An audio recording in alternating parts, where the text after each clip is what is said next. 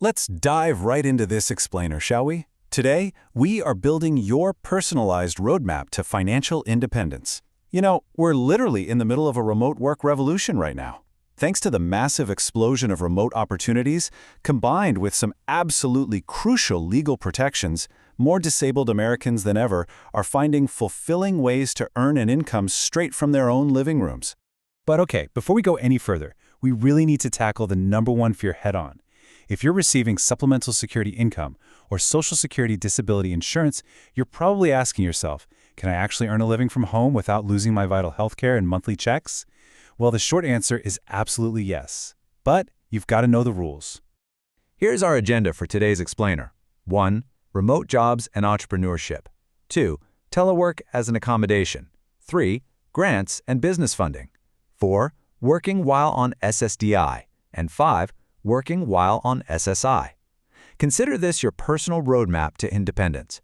We'll take you all the way from discovering the best remote jobs to mastering the exact Social Security rules that protect you. Let's jump into Section 1, Remote Jobs and Entrepreneurship. We're going to start with the possibilities and look at the real-world remote opportunities available to you today. A really fantastic example of this is Jenna Farmer. When she was diagnosed with Crohn's disease, she started blogging from home just to find a community. Fast forward to today, and she's built this massive support network and a total dream career. Get this, she literally earns passive income every single day from one blog post she wrote about sauerkraut. No joke, she built a thriving business entirely around her lived experience. And the earning potential we're seeing in 2026 is truly significant. Whether you want to be a virtual assistant managing calendars at around $15 an hour to start, an expert VA scaling up to $40, or even a freelance content writer commanding $60 an hour, the demand is just huge. You can start entry-level and scale your rates way up as you gain expertise, all without ever leaving your home office. Now, if you do want to start your own venture, you've got to plan carefully. Take it from Andy, a disabled entrepreneur who's been building businesses for 25 years. He warns that you must evaluate your limits and do extensive market research. He actually learned this the hard way after investing hundreds of thousands of dollars into a spam filter business that completely flopped. And it wasn't because the tech was bad. He just didn't research how to actually get subscribers. Ouch, right? Moving on to Section 2, Telework as an accommodation. Because what if you preferred traditional employment over starting your own business? You actually have some really powerful legal backing here.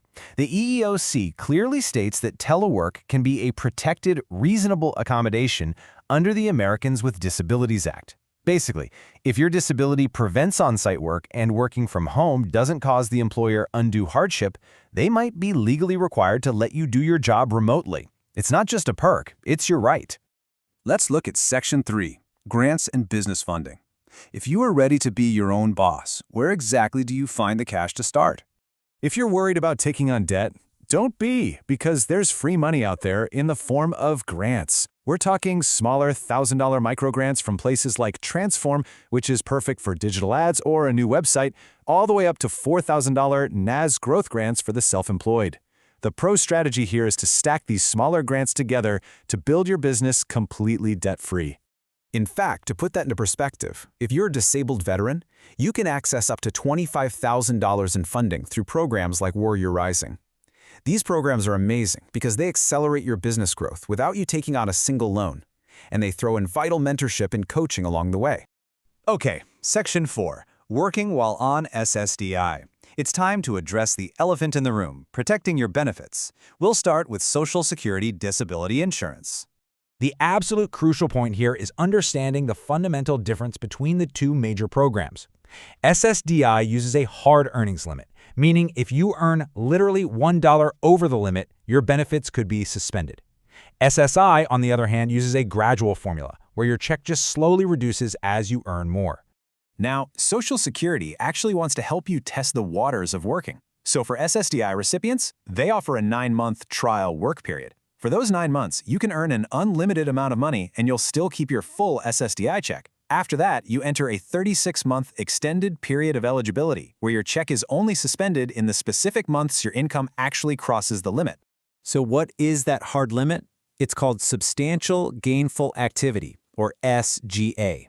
In 2026, you can earn up to $1,690 a month in net business income or wages, or $2,830 if you're blind, before your SSDI benefits are suspended. You might literally want to write those numbers down on a sticky note if you're on SSDI. Next up is Section 5, working while on SSI. Let's tackle supplemental security income. This is the program that usually causes the most anxiety because the rules feel so incredibly strict. In 2026, the maximum federal SSI payment is $994 for an individual. And look, the biggest myth out there is that the second you make a single dollar, this check just vanishes completely overnight. That is entirely false.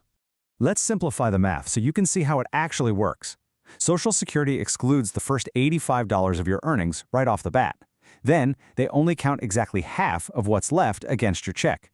So you are absolutely not losing a dollar for every dollar you earn. Think about it like this.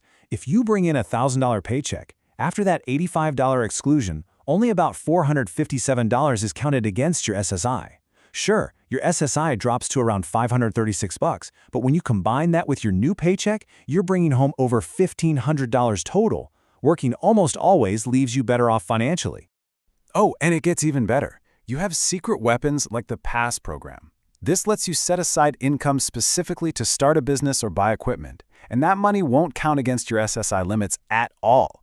You can also use impairment-related work expenses to deduct things like specialized medical transport straight from your counted income. It's a real game changer.